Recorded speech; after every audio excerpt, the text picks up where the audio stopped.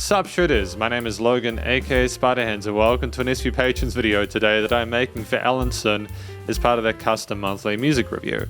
And if we switch over to here, we have ourselves a track on the screen. This is called Lukang Town. It's by Tayu Lo. Now, full disclosure, with the Patreon videos, I usually have a time limit of 7 minutes. This is still relevant here. It's just that this track literally ends at like the 6.5 minute mark of the video. So still absolutely fine. We're going to listen through this track from start till finish. We're going to hear what we think. We also have lyrics provided kindly by Allenson. So yeah, that'll be good. Let's go. I like live performances. Instantly with the guitar as the bass leads. No intro core.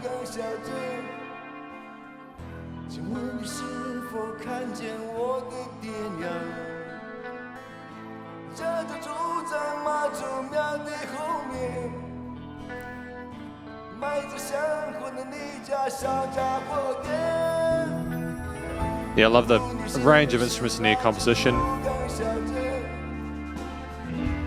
Buzz rolls.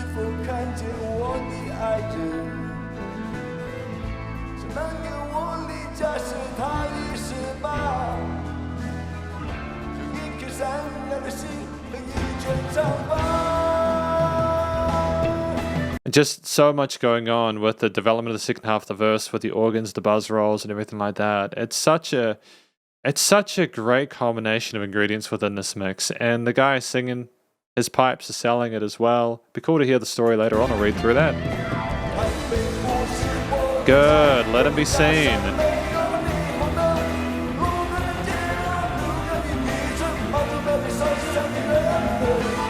Parallel major?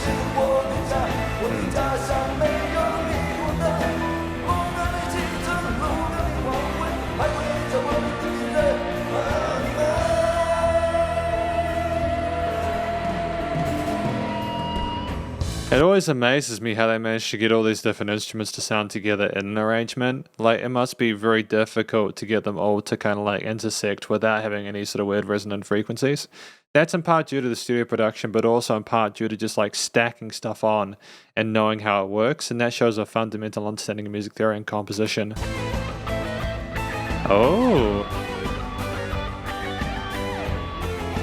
Neoclassical stuff here.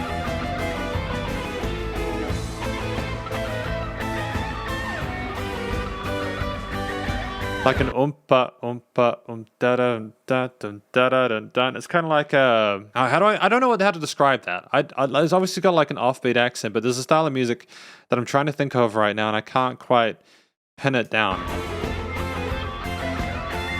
Great to have a break. Pardon me. Great to have a break from the vocals though for that part. Great use of that time.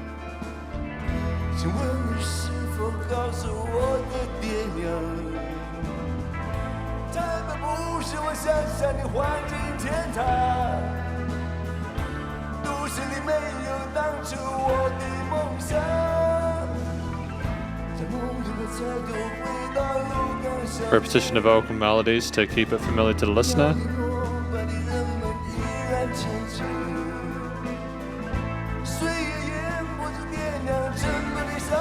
Oh, nice use of the organ as well. Damn, man. What else are they going to put in there?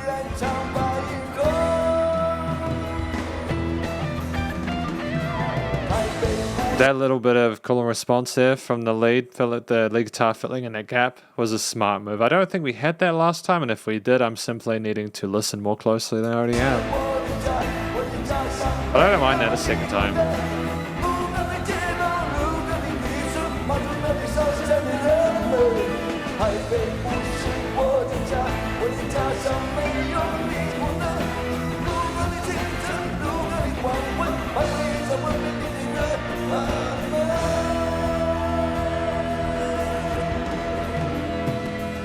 He sounds like he's struggling a little bit with some of the notes. Like there's a strain in his throat.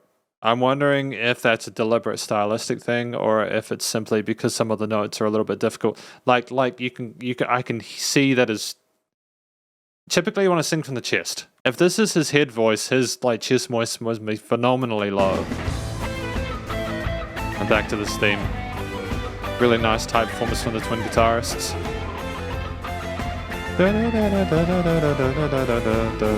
Yep, easy to follow along to motif theme.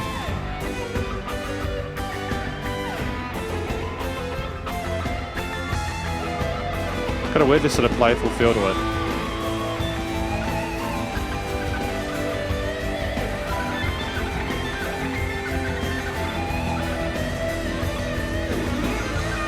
Kind of reminds me a little bit of like 70s rock, like Led Zeppelin and stuff like that, eh?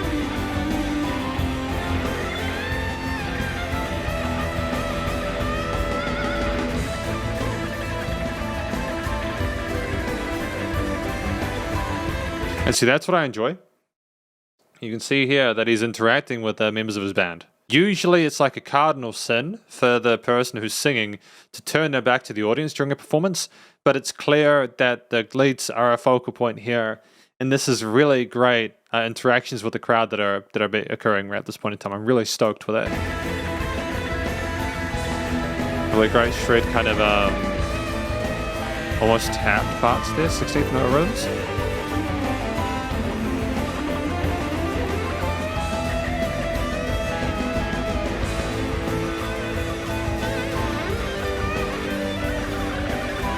Really simple, like chord progression and motif though, but the lead elements are what's making it.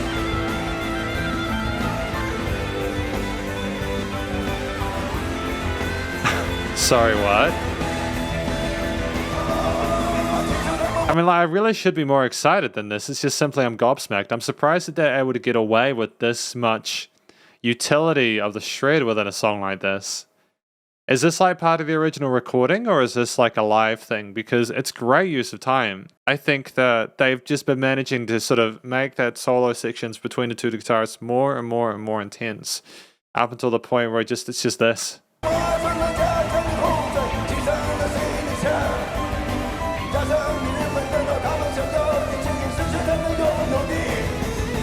little bit of vocal pride there as well. Great stuff, man.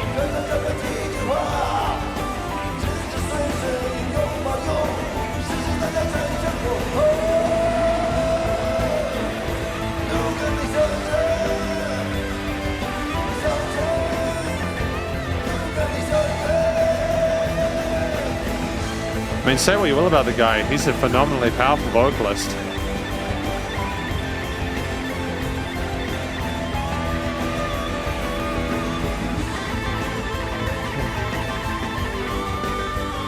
Okay, this is just starting it. This is his style, apparently.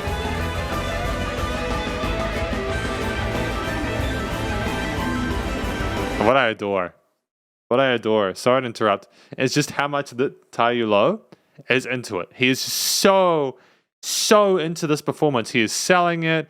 He's showing that he's equal parts a singer-songwriter as he is a performer. Great team member. Everyone else is backing him up. Great chemistry between the various instrumentalists and performers. Good stuff. It would have been nice to have maybe seen a little bit more utility of some of the other sort of potential lead elements like the keys or the organs or something like that, but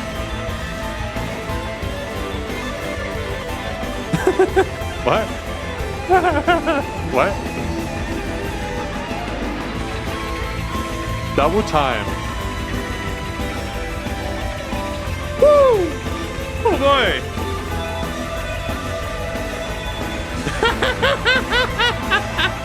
Wow!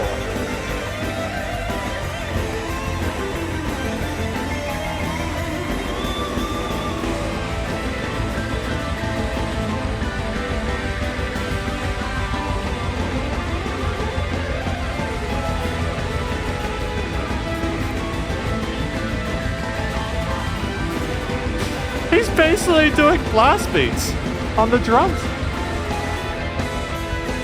Ooh.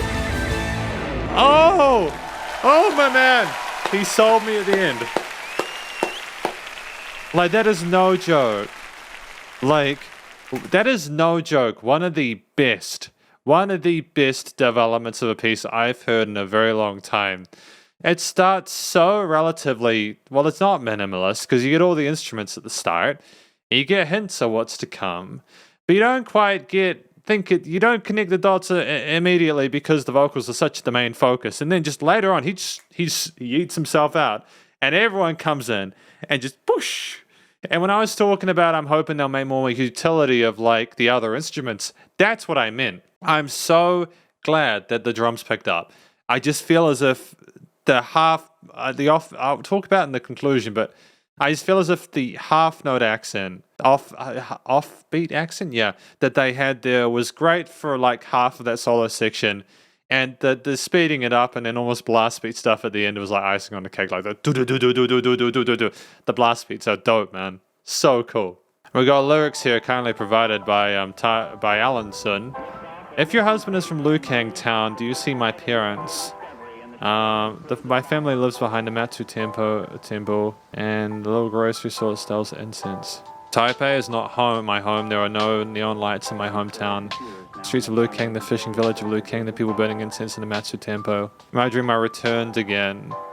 Still, the girl in the dream still has long hair. I heard that they dug away the weird bricks in our hometown and put them on cement. Well, people in hometown get what they want, but lose what they have. A mottled wooden board on the door engraved such few words. God bless the generation, God bless the Lukang Town. Oh no, okay, I get it. So this is the conclusion of my review of a track by an act named Tayu Lo, titled Lukang Town. What do I think this track is about? I think this track, as I mentioned in the, actually no, I don't think I fully elaborated. In the lyrics section, right? I think that it's basically explaining, right, that the guy has fond memories of his old hometown.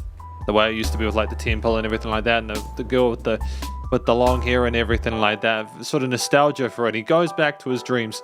But Taipei with the neon lights and everything is not his hometown. It's not his hometown. It's not how things used. It's not where he feels comfortable. And I think he eventually does go home near the end. And what's happened is the old hometown has changed, and they've lost that sense of what they used to have. And it's become, I suppose, it's become a lot less traditional. It's got like cement walls and everything like that. And it's lost what he used to think it had, its sense of like serenity and peace, and it's sort of modernized, I suppose. And that last line about God bless Lukang Town, I think it's basically saying the next generation will either save us or bless for what we have, but he's also commenting on how they're not aware of what they've lost at the same time, you know. He values it, but the people who lived in that town probably thought things were going to improve, but then they got worse because they lost that innocence, I suppose. It's a fantastic track, though. Like, the story is really well done, really easy to follow along to. You know, like, he's talking to the listener themselves. He's talking to the listener, I mean, like, when he talks about, like, is your husband from that, you know? So he's addressing the listener directly. There's a sense of interpersonal sort of stuff going on there. And breaking the fourth wall, should I say. And I think as well that the vocals, I understand why he was singing like that. Then he was obviously incredibly sad. He was longing for things for what used to be, and it's not the way it is anymore. And he's feeling sad and frustrated by that. He's potentially a little bit bitter about it as well. You know, talking about what people got what they want, but they lost what they had, etc. And I think it's a social commentary that's very dear and personal to him, which is why it was such a raw performance. But he nailed it, absolutely. There was a minimalism to the dynamic, the octave range we had vocally is predominantly in that mid to low range there, with a little bit of vocal fry, but that's just his comfortable place, and he was able to express himself well enough, I think, in that point. There's no complaints from me in regards to how he sung. It's fine. I know I mentioned that I thought that it seemed like he was straining with a few of those notes. I think it was more because of the vocal fry, and I might have been confusing the two, which is absolutely fine. In that case, it's all good. But yeah, really solid, believable vocal performance that sold the story really well. The track at 6.5 minutes was incredibly well spent. Like, it was unpredictable, you know, it would make great, there was like verse and chorus sections there with little instrumental parts, like the solo sections with the harmonized guitars, with a really memorable lead riff, you know, it's really catchy, kind of, there's a sense of weirdness, of innocence and playfulness with it, that almost seems like it's got a neoclassical kind of feel to it, as if it's going between like the old and the new, etc., commenting on the new and how kind of maybe how unwanted, how do I describe it? It's just almost like it's a dance or something like that, like the dance between the traditional and modern and trying to find your way between the two. If I go through the instruments individually, the drums were fantastically supportive up until that last point where they just kind of built up and just went full beast mode. They were great. The bass line was nice and supportive of the chord progressions and root notes and stuff like that. The guitars were incredibly varied. Like we had Tayu Lo with the steel string guitar strumming away in his verse parts and chorus parts, as well as in the solo section at the end. And he was great in the sense that he allowed other guitarists to take the forefront because he understood the power of letting those people really just shred and just blow the crowd away. Like that would have been a phenomenal live performance to go and see. Without a hyperbole, it would have been phenomenal. The keys there, they kind of accented the mid to high ranges of the different sort of like major and minor chords were a little bit. There are a few extensions in the harmony as well, which they kind of add a little bit of mid-range kind of like sentimentalism to. There was an organ as well, which gave it that kind of 70s to 80s kind of aesthetic there with the tone. Made it remind me a lot of like classic rock tracks, the extended parts like songs like Led Zeppelin and stuff like that. We just had, those were the main instruments that I could hear in case I missed some. And yeah, the song, again, as I mentioned, had verse, chorus, and then a phenomenal shred section at the end where the guitarist just let loose. And I thought we were going to go back to a chorus after that, and we just didn't. We just kept barreling onwards, going from passing between the two guitarists until they both start shredding separate parts at the same time. And then again, the drums pick up and everything just gets really kind of ferocious. And it's almost like the song is explaining the situation and it's how he feels, and at the end the instrumental sort of solo section, that last kind of half of like just ferocity and craziness, is simply just the situation getting worse and worse and worse and more kind of mutated and corrosive over time, as if the changes that are occurring will just get worse and worse over time, and more kind of like there'll be more activity, or it'll just simply become way overwhelming. And that's, I think, represented well in that. That's why things get louder and louder. And then just things get to that point where they just kind of get too much, and then boom, he just brings it back down with the whole band. Great tightness to the performance there. And lots of love for how it was done. It's a phenomenal band. Tayu Lo is a phenomenal vocalist and songwriter. And there was not a note out of place here. I think that it was a really interesting track from start to finish. One of the best uses of a long form tractor I've heard. Like that's not an instrumental, because a lot of instrumental stuff I hear that's long form is phenomenal. It's very difficult to get a vocal led song to be this long and still be meaningful. But I think due to a lack of vocals and allowing the music to speak for itself, and that latter half was a smart move. Even though I appreciated when he sang. You know what I mean? You can have bits of both. You can have an instrumental half and a vocal half, and it's absolutely fine. You don't need to saturate, but I'm still glad I listened to him sing the story. The studio recording, mixing, mastering was down there flawless. The guy just was really present in the mix, easily hear what's going on. The guitars panned to the side were nice and present, both distorted and lead and steel string parts. Nicely centered in that low end. The drums, great, easy to follow along with there. Weren't too loud or overbearing, especially in that kind of blast beat section, the last half of the track. Keys and piano there, nice sort of warmth in that mid-range there, a little bit of glimmer to it. Accented the higher parts of the extensions and the harmonies really well. And, when those twin guitars came in for those lead bits, it was just a great tight tone overall. There were no resonant frequencies, and the frequency spectrum was nice and wide in the stereo field. There was dynamic range to this track as well, as you can tell from the start to the end. It's wicked, man, and it was a nice level of pumping. This genuinely has been an exceptional experience, and I've really enjoyed listening to it. I don't often react to stuff, but I visibly get excited by songs anymore because I've just listened to so many of them. But this is one of those situations, so thank you for watching my review of Tayu Lo and their track, Lukang Town. Hopefully you enjoyed it. If you did, please do go check out their various social medias. And I'm sure this will be on all digital stream platforms. So stay cool and stay safe, and please remember to support your local musicians and artists at this point in time, as they help more than ever with all the crazy stuff going on in the world. And I'll catch you in the next SP Patron video. Spiderhands Out.